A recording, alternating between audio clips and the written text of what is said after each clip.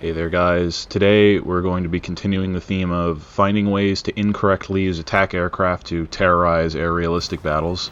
And for this one, I've got an absolute banger for you guys. This is the Super Étendard, and its laser-guided AS-30Ls, missiles which are designed to kill ground targets, but also work pretty well against aircraft too. If you want to learn how to vaporize premium noobs from 8 kilometers away with a weapon that can't be flared, can't be chaffed, can't be confused by multipathing, and doesn't set off their RWR, stick around for this video, and I'll explain everything you need to know about this missile, how to use it, what keybinds you need, as well as the very fun and underrated aircraft that carries it. Just do it! So, to be honest, I originally started playing around with this missile because I wanted to see if I could use it to snipe people who were taking off or landing at their airfield, which admittedly didn't really work.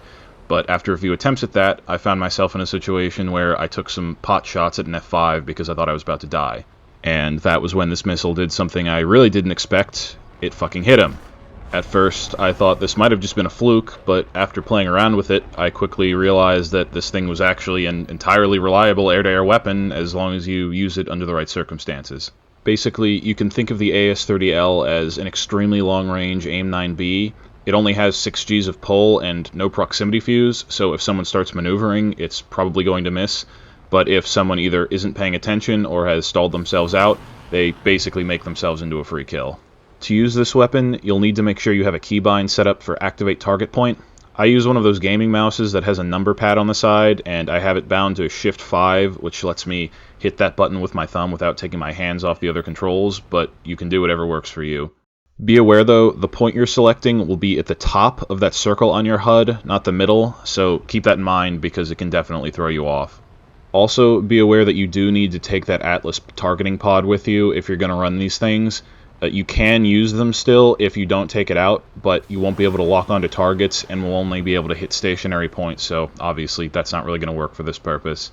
Now that you have this set up, I'll explain what situations you should be using this thing in. As you saw with that F5, this thing can hit small maneuvering targets from quite some distance. It's just that isn't really something you can do very reliably. To maximize your kill probability, you should definitely be going after subsonics, so things like A-10s, SU-25s, A-6s, etc. These won't be able to pull as hard and are also fairly large and lumbering, so you're going to get more kills doing this than by just kind of taking pot shots at the first jet you see. Also worth mentioning is that it seems like this missile tends to work best on aircraft at or below your own altitude. When you fire at someone above you, I find that the missile will sometimes do this weird thing where it'll try and climb up and then pop back down on top of them, so I would suggest trying to avoid this if at all possible. Also keep in mind that obviously you need to keep the enemy within view of the targeting pod for this missile to hit, so make sure you don't accidentally dip your nose too low or roll the wrong way, or else you're going to break the lock and the missile's just going to miss. What this means is that you're going to want to get some altitude while also ideally getting around behind the enemy team. The most reliable way to do this, in my experience, is to climb at between 5 and 10 degrees and then circle around behind the enemy bases. This should let you attack the enemy subsonics from above and from either behind or to their flank, which tends to give you the highest possibility of a kill. Once you've expended your AS-30s though, you're by no means toothless. Far from being a slouch, the Super Étendard is actually an absolute monster when it comes to close-range dogfighting. And also, of course, you get 2 magics, which, against anything that doesn't have countermeasures, is just going to be a guaranteed kill. This thing does have some peculiarities to its flight model, though, particularly involving its combat flaps, so I'd recommend listening to this full explanation if you do intend to play it. So, the Super Étendard is technically a subsonic with a non-afterburning engine, but it can just crack Mach 1 if you fly in a straight line for a while, and it does still have quite decent energy retention and acceleration. Aside from lacking an afterburner though, this thing gets just about everything else you could want at this BR. It has punchy cannons, magics, a gazillion countermeasures, a good RWR, and an exceptionally competitive airframe for dogfighting. You'll see that demonstrated here where I fly into a pack of 4 enemies and kill all of them within a span of about 30 seconds.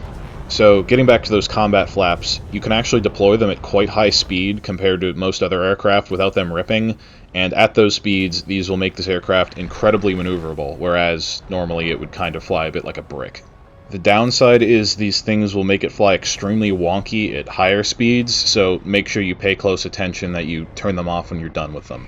I also recommend setting up a keybind for periodic countermeasures and to run this thing with full or mostly full flares. This will let you basically just switch it on and forget about it once you hop into a furball, and it's especially effective on this aircraft in particular due to the fact that it doesn't have an afterburner, so you don't have that giant signal flare reaching out to all the heat seekers being shot at you.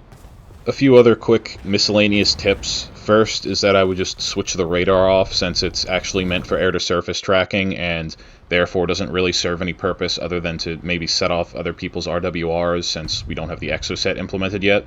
Also, be aware that the target point and the laser designator don't work like a radar lock, where it will slave your IR missile, so you can fire your magics simultaneously while your AS-30 is still tracking without, something screwy happening.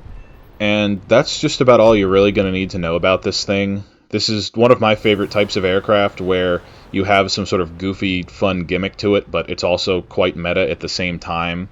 This is definitely an aircraft which I feel like a lot of people are probably overlooking due to the fact that you have like 4 different Mirage variants right around the same BR, and on paper, you wouldn't really think there's any reason to take out a subsonic attacker when you have, supersonic fighters or attackers right around the same BR, but in terms of fun, this thing definitely takes the cake in my opinion.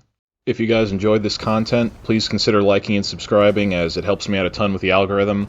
If you'd like more similar content, I'll leave my SU-22/SU-17M4 video linked in the end screen of this video. Leave any feedback in the comments below, and I'll see you guys in the next one.